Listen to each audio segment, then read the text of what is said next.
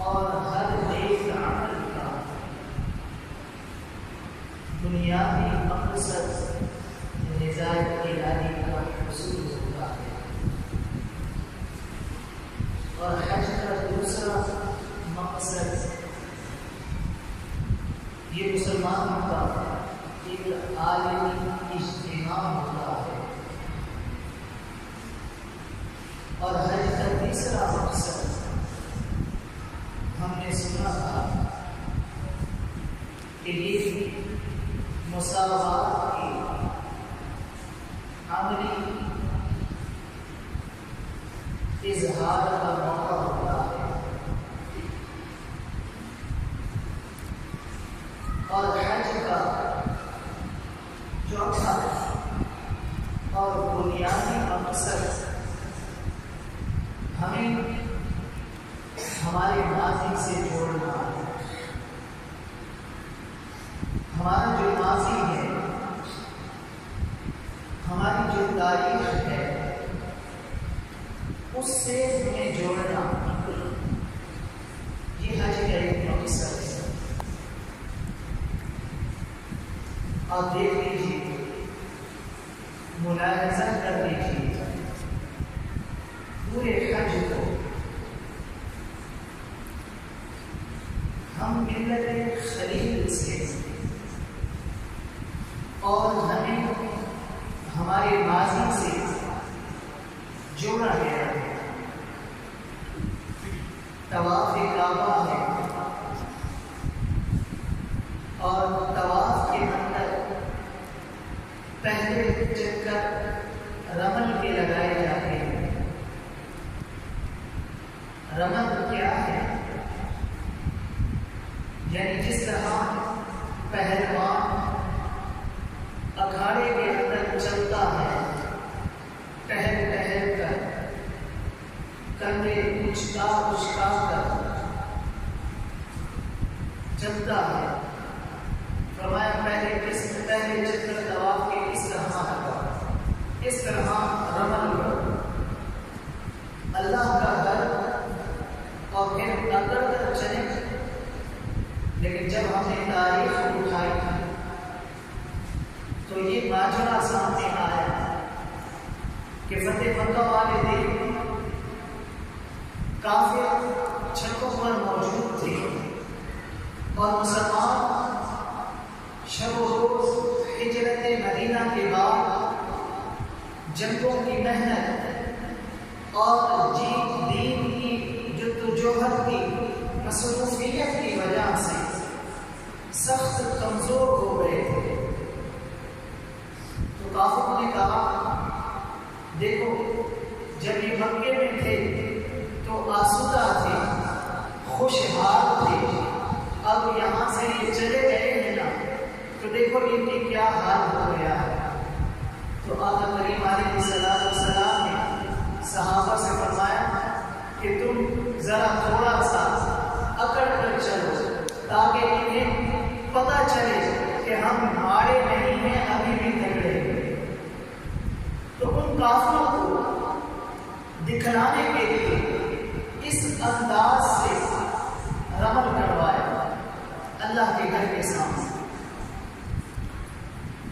آج کفار چھتوں پر موجود نہیں ہوتے، علت ختم ہو گئی، تو پھر معلوم ہو کہ ختم ہو جانا چاہیے تھا جب علت ختم ہو گئی، لیکن علت ختم ہو گئی، معلوم ختم نہیں ہوا، چکر آج بھی اسے اس طرح لگائے جاتے ہیں۔ وہ آج کافر چھتوں پر دیکھ کر نہیں، چھتوں پر چڑھ کر نہیں دیکھ رہے، لیکن یار کی ادا کو ادا کیا جا رہا ہے۔ تو یہ ہمیں اپنے ماضی کے ساتھ جوڑا جا رہا ہے، اور ہمارا ذہن پلٹ کر ادھر چلا جاتا ہے۔ فتح مکے کا سارا منظر ہماری آنکھوں کے سامنے گھوم جاتا ہے۔ اب آگے آئے، جب طواف کرے تو اب حجر اسود کو چھونا ہے۔ حجر اسود ایک سیاہ رنگ کا پتھر ہے، اور اس کو بڑھ بڑھ کر چوما ہوتا جا رہا ہوتا ہے، انسان اپنی اکلوتی اولاد کے لیے اتنی کشش نہیں پاتا اپنے دل کے اندر کہ جتنی کشش اس پتھر کے لیے پاتا ہے۔ کیا کشش ہے اس پتھر کے اندر؟ حضرت عمر فاروق رضی اللہ تعالیٰ عنہ طواف کرتے کرتے رک گئے اور فرمایا کہ اے حجر اسود، میں تجھے کبھی نہ چنتا اگر میرے رسول نے تجھے نہ چنا ہوگا۔ اب طواف کر لیا، حجر اسود کو بھی چوم لیا، اب مقام ابراہیم پر آئے اور وہاں پر آ کر 2 رکعت نفل پڑھے، اور اس کے لیے اللہ تعالیٰ نے فرمایا کہ اس کو مسلح بنا دو۔ کہا میرے گھر کا طواف کر لیا، لیکن اگر محبت کی ریت سمجھتے ہو تو تمہارا طواف اتنی دیر تک معلوم کا نہیں کہ جب تک تمہاری پیشانی وہاں نہ آئے کہ جہاں میرے الہ کے قدم آئے۔ فرمایا اس کے حجر اسود کو، مقام ابراہیم کو مسلح بنا دو، اس کے قریب نماز پڑھو، اس کی سیدھ میں نماز پڑھو، اس کے آس پاس جدھر جگہ ملتی ہے وہاں نماز پڑھ لو۔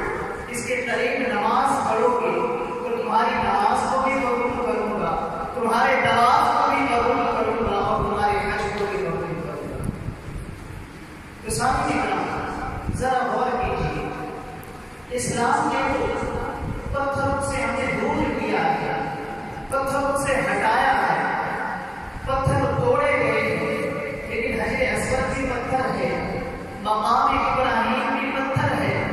ان پتھروں سے ہمیں قریب کیا جا رہا ہے، نیڑے کیا جا رہا ہے۔ ایک طرف سے تو پتھروں سے ہمیں دور کیا، لیکن ان پتھروں کے قریب کیا جا رہا ہے۔ تو کہا کہ یہ وہ پتھر ہے کہ ان پتھروں پر میرے کسی یار کے یا تو قدم لگے ہیں یا پھر میرے کسی یار کے لب لگے ہیں، اس لیے ان پتھروں کے قریب کیا جا رہا ہے۔ اب طواف بھی کر لیا، مقام ابراہیم پر 2 رکعت نفل میں پڑھ لی، اب آئی جام زمزم پر، پانی کا چشمہ پھوٹ رہا ہے اور وہاں پر کھڑے ہو کر پانی پیے، جو دعا مانگی وہ دعا قبول ہوگی، جس نیت سے آپ زمزم پیے وہ نیت پوری ہوگی۔ دنیا پر جتنے بھی چشمے وہ کشمیر میں ہو یا دنیا کے کسی خطے پر، سب کو جاری کرنے والا کون؟ اللہ ہے، اور جام زمزم کو جاری کرنے والا کون؟ اس کو بھی اللہ ہے۔ آب زمزم کو بھی اللہ نے جاری کیا، اور دنیا کے باقی چشموں کو بھی اللہ نے جاری کیا، لیکن فرمایا کہ جام زمزم پر کھڑے ہو کر پانی پئے، اس کا اعزاز ہے، اس کا پروٹوکول اور تقریب ہے۔ باقی چشمے بھی اللہ نے جاری کرتا ہے، تو اس کے اندر کیا خصوصیت ہے؟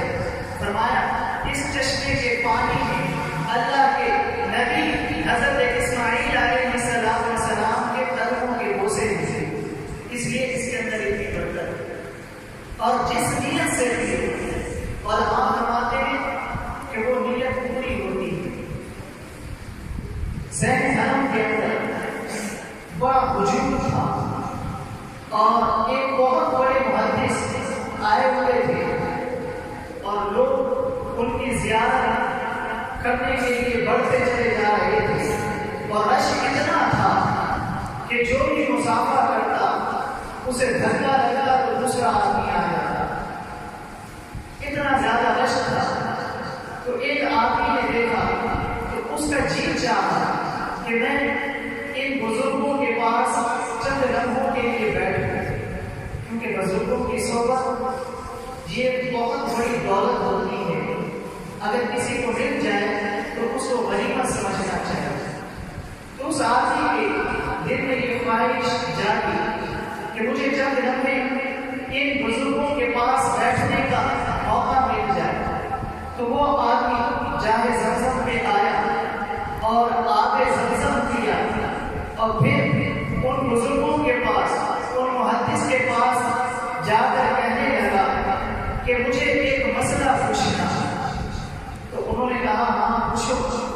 کہا کہ میں نے سنا ہے کہ آب زمزم جس نیت سے پیا جائے وہ نیت پوری ہوتی ہے. کیا یہ بات ٹھیک ہے؟ تو وہ محدث جن کے پاس ایک لمحہ بھی نہیں تھا، لوگ لائنوں میں کھڑے ہو کر ان سے مصافحہ کرنے کے لیے بےتاب کھڑے تھے، انہوں نے کہا ہاں بالکل ٹھیک بات ہے. کہا پھر میں ابھی آپ کے زمزم پی کر آیا ہوں اور اس نیت سے پی کر آیا ہوں کہ میں آپ سے اللہ کے رسول صلی اللہ علیہ وسلم کی 100 حدیثیں سنوں گا، اور میں ابھی آپ کے زمزم پی کر آیا ہوں اور میری یہی نیت تھی. تو ان بزرگوں نے کہا، فرمایا کہ اگر میری یہ نیت تھی تو پھر تم بیٹھ جا، اب باقی کام بعد میں ہوں گے، پہلے تم مجھ سے 100 حدیثیں سنو. تو آپ نے سمجھا جس بھی نیت سے کیا جائے وہ نیت پوری ہوتی ہے. تو اس پانی کو یہ اعزاز کیوں حاصل ہے؟ کیونکہ اس پانی کے چشمے اللہ کے نبی حضرت اسماعیل علیہ السلام کے قدموں کے بوسے دیے. اب آگے آگے صفا و مروہ یہ میں اس لیے عرض کر رہا ہوں کہ حج کا مقصد ہمیں ہمارے ماضی سے جوڑنا ہے. صفا و مروہ نصف میل کی دوڑ ہے اور 7 چکروں کے اندر یہ 3.5 میل بن جاتے ہیں.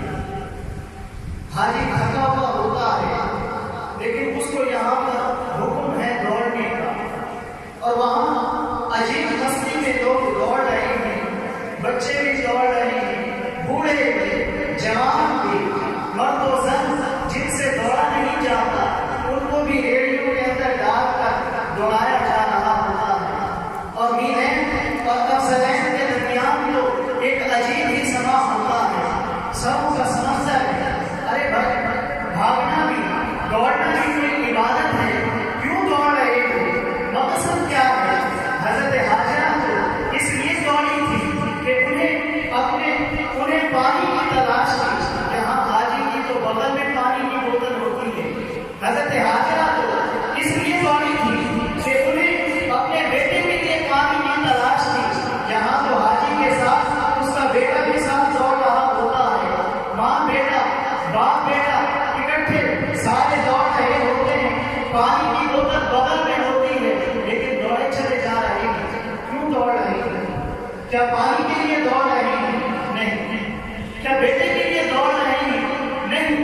ارے یار یہ تو محبوب کی ادا کو ادا کر رہی ہے. حضرت حاجرہ سلام اللہ علیہا نے اس وادی ذی زراعت کے اندر جو جرأت اور استقامت اور عزیمت کی جو داستان نقل کی آپ نے علماء سے سنا ہوگا. دامن حق کے اندر اتنی گنجائش ہے کہ حضرت ابراہیم علیہ السلام نے حضرت حاجرہ سلام اللہ علیہا کو وہاں وادی غیر ذی زراعت کے اندر اکیلا چھوڑ کر جب واپس پلٹنے لگے تو حضرت حاجرہ نے ان کے دامن کو تھام لیا، تمسکت بِأَزْیَافِهِ، اور دامن تھام کر عرض کرنے لگے کہ آپ ہمیں اس تنہائی اور اس غربت کے اندر کہاں چھوڑ کر جا رہے ہیں؟ وہ سحری کا وقت تھا اور وہاں انسانی وجود تو کیا حیوانی وجود بھی نہیں تھا. مؤرخ اسلام حفیظ جلندری اس جگہ کے نقشے کو بیان کرتے ہوئے لکھتا ہے کہ وہ وادی کہ جس میں وحشت بھی قدم رکھتی تھی ڈر ڈر کے، وہ وادی کہ جس میں وحشت بھی قدم رکھتی تھی ڈر ڈر کے، جہاں پھرتے تھے آوارہ تھپیڑے باد سرسر کے، جہاں نہ گھاس اگتی تھی، جہاں نہ پھول اگتے ہیں، مگر وہ زمین ہے آسمان بھی جھوٹے ڈولتے ہیں.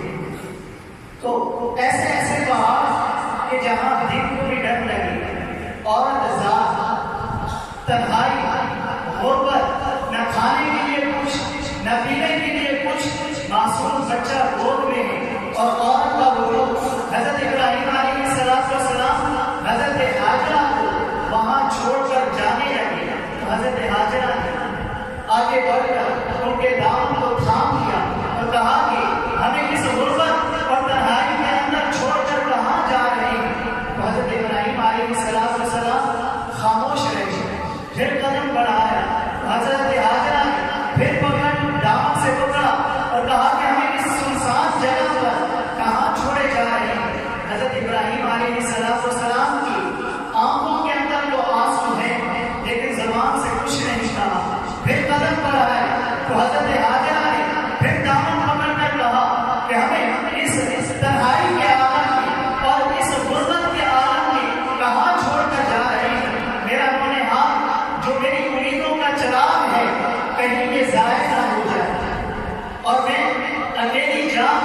اور یہاں پینے کے لیے پانی بھی نہیں ہے، آپ ہمیں کہاں چھوڑ کر جا رہے ہیں؟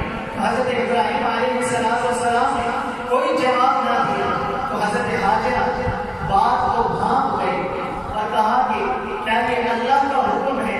قال نعم، کہا ہاں یہ اللہ کا حکم ہے۔ کہا پھر آپ جائیں، پھر آپ خیر سے جائیں، اگر اللہ کا حکم ہے تو پھر وہ ہمیں ضائع نہیں ہونے دیں۔ وہ اللہ کی بندی حضرت حاجرہ سلام اللہ علیہا وہاں پر رکی کہ جہاں دن کے اندر بھی ڈر لگتا ہے، ان پتھروں کے اندر جہاں مردوں کے کلیجے اور پتلے بھی پانی پانی ہو جائے، ایسی وحشتناک جگہ، غربت، تنہائی اور معصوم بچہ گود کے اندر، نہ کھانے کے لیے کچھ ہے، نہ پینے کے لیے کچھ ہے، نہ کوئی ہمسائے ہے، نہ کوئی انسانی وجود ہے، ہر طرف وحشت ہی وحشت ہے، نہ وہاں کوئی حشرات الارض کیڑے مکوڑے پائے جاتے ہیں، اور رات کا لمحہ ہے، حضرت ابراہیم علیہ السلام چھوڑ کر جا رہے ہیں۔ آپ نے کہا آپ خیر سے جائیں، اگر اس کے حکم پر ہمیں چھوڑ کر جا رہے ہیں تو پھر وہ ہمیں ضائع نہیں ہونے دے گا۔ حضرت حاجرہ سلام اللہ علیہا وہاں پر اس جرأت اور اس استقامت اور عزیمت کی وہ داستان بیان کی، اور پھر بیٹے کے لیے بےتابانہ دوڑ رہی ہیں، کبھی صفا پر دوڑتی ہیں، کبھی مروا کی طرف جاتی ہیں، اور اللہ کے حکم کے لیے وہاں رکی تو اللہ نے فرمایا میری بندی میرے حکم کے لیے تو نے حد کر دی۔ ایک عورت سے یہ تصور کہ وہ اس تنہائی اور اس غربت کے اندر رہے اور پھر اس یقین اور اس اعتماد کے ساتھ اپنے خاوند کو رخصت کرے کہ آنکھوں کے گوشے بھی نہ بھیگنے پائے کہ یہ میرے اللہ کا حکم ہے، کہیں آنکھوں کا کوئی گوشہ بھیگ گیا کہ یہ کہیں اللہ کی نافرمانی نہ ہو جائے۔ میری بندی تیری یہ جرأت، تیری یہ استقامت، تو پھر دیکھ تو نے 7 چکر لگائے ہیں، تیری راہوں میں نبیوں کو بھی دوڑاؤں گا، تیری راہوں میں ولیوں کو بھی دوڑاؤں گا، اور قیامت تک لوگ تیری راہوں میں دوڑتے چلے جائیں گے۔ آج نبی بھی ان راہوں پر دوڑے، ولی بھی ان راہوں پر دوڑے، غوث، قطب، ابدال سب ان راہوں پر دوڑے۔ کون ان راہوں پر نہیں دوڑا؟ خود امام الانبیاء ان راہوں پر دوڑے۔ رات کو جائے تو وہاں دوڑ لگی ہوئی ہے، دن کو جائے تو وہاں دوڑ لگی ہوئی ہے، سروں کا سمندر نظر آتا ہے، بارش میں دیکھیں تو وہاں دوڑ لگی ہوئی ہے، کڑکتی دھوپ میں دیکھیں تو وہاں دوڑ لگی ہوئی ہے۔ آج تو وہاں پر بہت کچھ بن گیا ہے، جب کچھ نہیں تھا دوڑ اس وقت بھی لگی ہوئی تھی، صحیح کا عمل کبھی بھی موقوف نہیں ہوا، لوگ دوڑے چلے جا رہے ہیں، دوڑے چلے جا رہے ہیں۔ کیوں دوڑ رہے ہیں؟ کوئی مقصد ہے، کوئی مقصد ہے، کوئی وجہ ہے؟ پانی کے لیے دوڑ رہے ہیں؟ نہیں۔ بیٹے کے لیے دوڑ رہے ہیں؟ نہیں۔ پھر بھائی کیوں دوڑ رہے ہو؟ کیوں؟ اللہ کی ایک بندی یہاں سے دوڑی تھی، ہم اس کی ادا کو ادا کر رہے ہیں۔ تو میری بندی تو نے میرے حکم کے لیے حد کر دی، اب قیامت تک تیرے نام کے پھریرے لہراتے رہیں گے۔ تو یہ ہمیں ہمارے ماضی سے جوڑا جا رہا ہے، جو کہ ایک حج کا ایک بنیادی مقصد ہے۔ اب صحیح کرنی اور صفا مروا کے چکر لگا لیے تو اب حاجی آئے، یا تو حلق کروائے یا پھر قصر کروائے، اپنے سر کو منڈوائے۔ اب سر کو کیوں منڈوائے؟ کیا اس لیے منڈوایا کہ بال اتر جائیں تو انسان ہلکا پھلکا ہو جائے گا، تر و تازہ ہو جائے گا، اچھی طرح غسل کرے گا، احرام اتر جائے گا؟ اگر یہ مقصود ہوتا تو پھر یہ حکم اس کو تو دیا جاتا کہ جس کے سر پر بال ہیں، لیکن حکم ہے ایک شخص پیدائشی اشیاء ہے، اس کے سر پر ایک بال بھی نہیں ہے، لیکن اس کو بھی حکم ہے کہ وہ اس طرح ہے اور خالی سر پر پھیرے۔ امرأ الموسیٰ للموسیٰ فی الحج، فرمایا جس کے سر پر ایک بال بھی نہیں ہے وہ اس طرح ہے اور خالی اپنے سر پر پھیرے۔ اب امام سے بتائیں، اگر کوئی اسے یوں کرتا ہوا